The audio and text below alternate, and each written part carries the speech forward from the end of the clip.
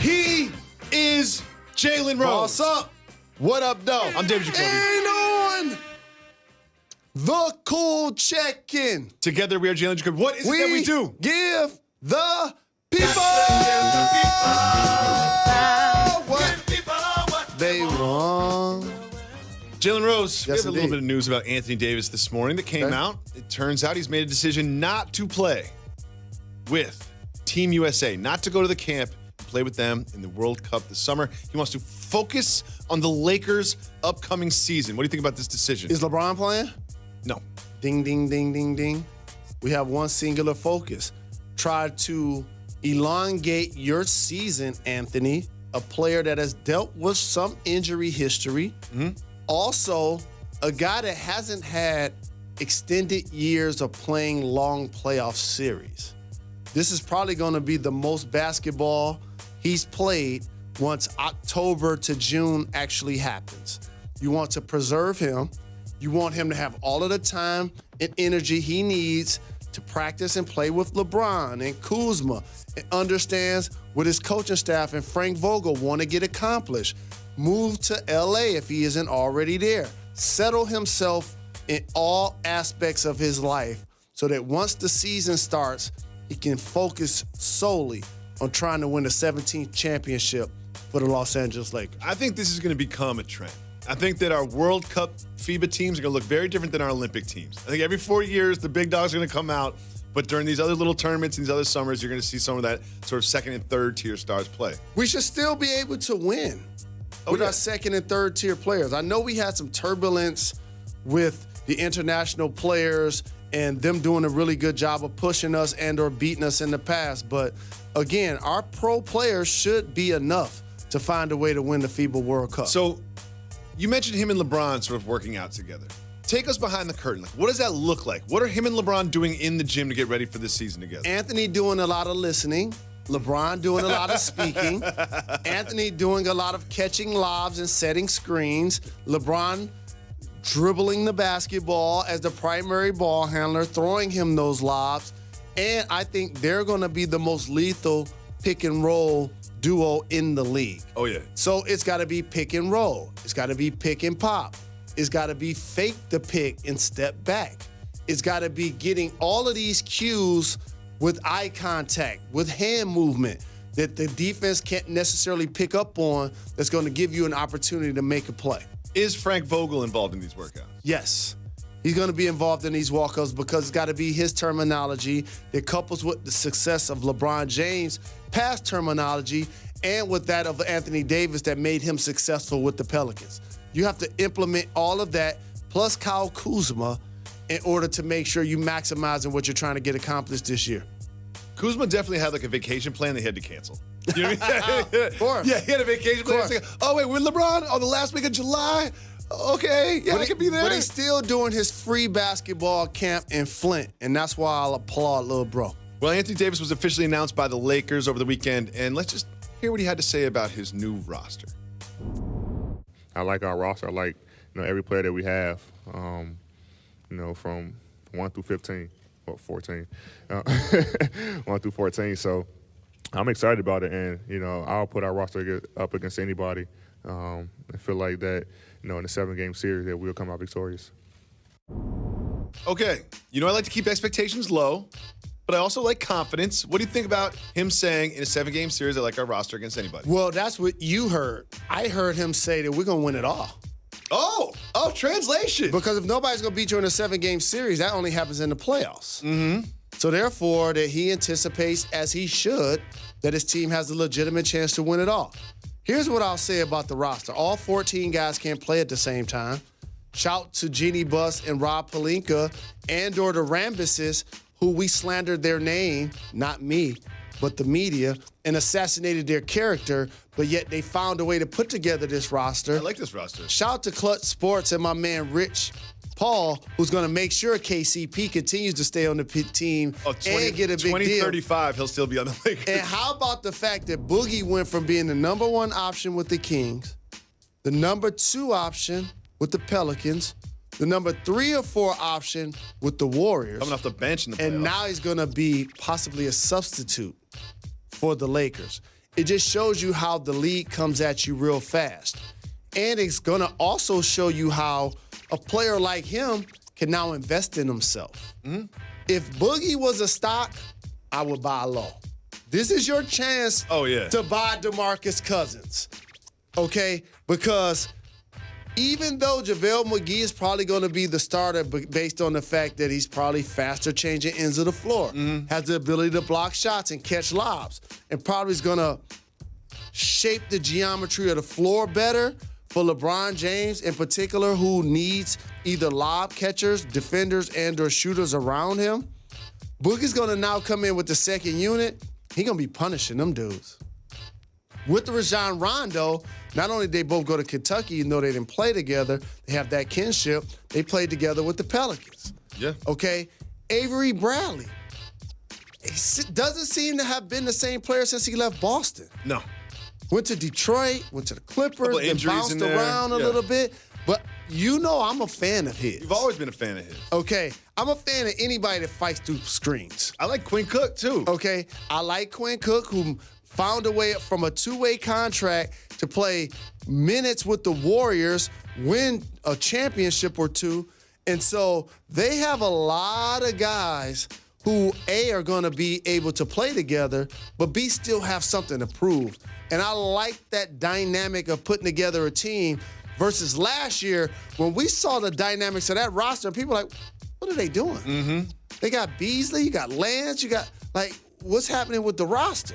And so I agree with AD that they do have one of the top rosters in the game, but I disagree with the fact that they're going to win it all based on that dynamic this year. There's going to be a lot of basketball to be played before next year's playoffs. And you know, like you said, there's players on that team that do have something to prove. And shout out to the Lakers and their fans. They're back legitimized as a team that hasn't made the playoffs in the last 5 or 6 years to being a legit contender. Championship expectations. Well, Giannis Antetokounmpo addressed the Milwaukee crowd, and he had something very interesting to say about his newly minted MVP moniker. Let's listen. After this day, July 14th, please, please, please do me this favor so I can be better. I can be a better player. I can lead this team to a championship. Please don't call me MVP. Listen. Please, after this day, don't call me MVP because until I win it again next year.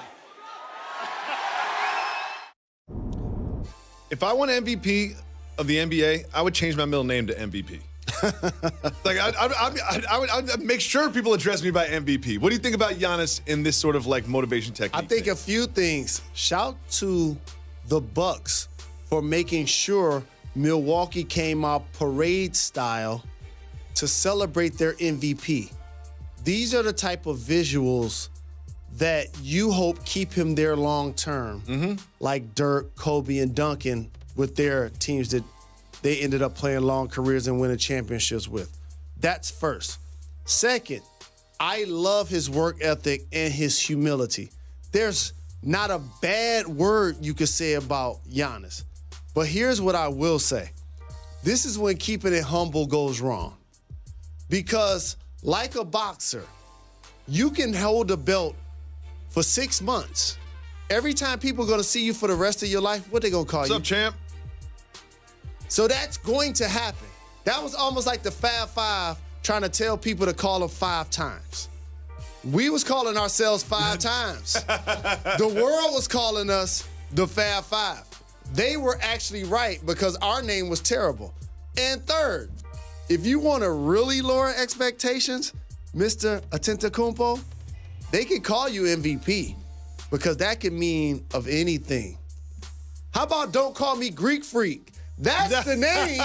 That's the one. If you want to lower expectations, if you want to blend in with the crowd, don't call me something outstanding like Freak. Well, he also had Freak across his chest, and he also said that his game he's only 60% of his potential. 60%. Now, when we talk about Giannis Antetokounmpo, what's everyone's criticism of his game? That he needs to get a knockdown jump shot. Do you think that he's saying that 60% knowing that he still has like a big piece of his game that he needs to add? I would say 80% of his game got him to the MVP, which is scary for the rest of the league. He needs 2 things. A go-to post move. It don't have to be crazy. It could be turnover, either shoulder jump You don't hook. have to be Kevin McHale down there. Yeah. And then a counter to whatever that move is.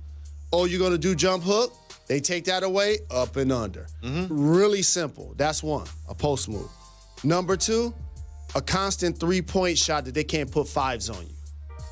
See, once Joel Embiid, a legitimate five, is guarding you, and you're the Greek freak, a transitional player that embodies positionless basketball, the three people that embody positionless basketball the most upfront to me, Greek freak, Anthony Davis, Joel Embiid, I would put KP in there. We just haven't seen him and for a while. Porzingis. Yeah, we haven't seen him for a while. Those are the four guys that's going to score 20 points this year and also give 2 blocks.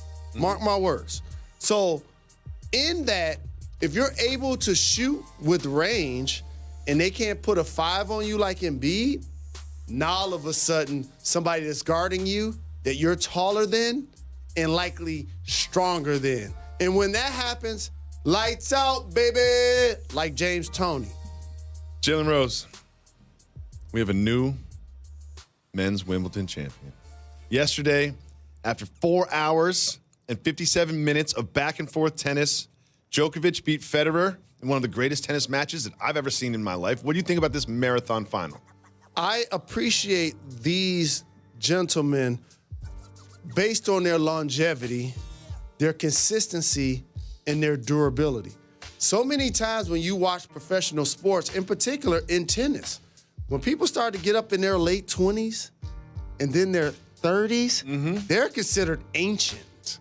Okay, for the top 3 players to not only be ranked as such right now, but to all be in the conversation of greatest of all time while this is happening, it's a phenomenal feat for their sport. It really is, and it just seems like for at least a decade, maybe a decade and a half, there have been 3 men's tennis players that have dominated throughout that whole stretch. Do you think that is good because it creates stars and rivalries, or is it bad because we want to see new faces? I think it's really good because it creates a Goliath, and it's more than one person.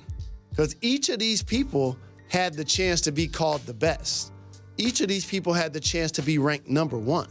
So for now, those 3 players ranked as the top 3, it embodies what's really good about your sport. And so this has a level of enthusiasm for people like you and I who may be casual watchers. I'm like, I need to tune in and see what's happening. Oh, yeah. Early in the week, I was watching Coco, I was watching Serena, but I'm like, I need to watch this. And so it was great theater. Absolutely. Well, it's time for a tennis-themed soft move for Boss Move. Okay.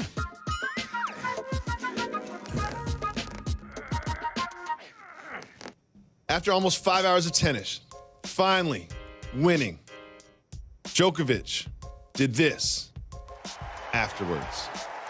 He kneels down, grabs some of the famous Wimbledon grass, puts it in his mouth, chews it up a little bit, looks at the sky, nods in improvement, and then goes about his business. Eating the grass from Wimbledon after winning the final soft move or boss move. Boss move. Soft move.